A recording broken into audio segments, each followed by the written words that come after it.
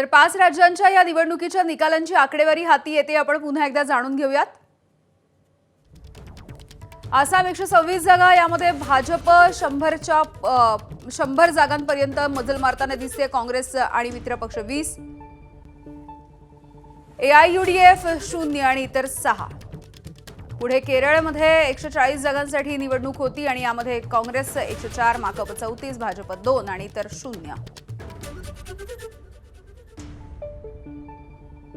तर पश्चिम बंगालची आकडेवारी आपण जाणून घेतो आहोत. 293 जागांसाठीचं हे मतदान पार पडलेलं होतं.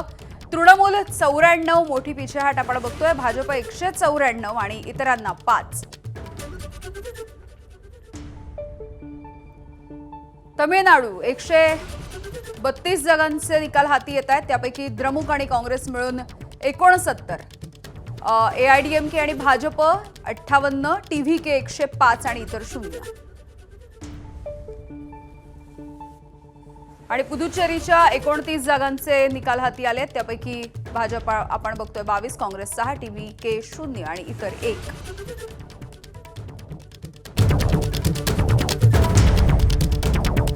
केरळच्या 140 जागांपैकी भाजप 104, माकप 34, भाजप 2 आणि इतर 0.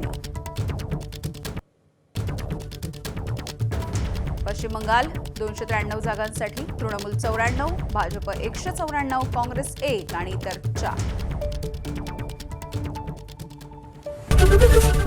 एबीपी माझा, उघडा डोळे बघा नीट.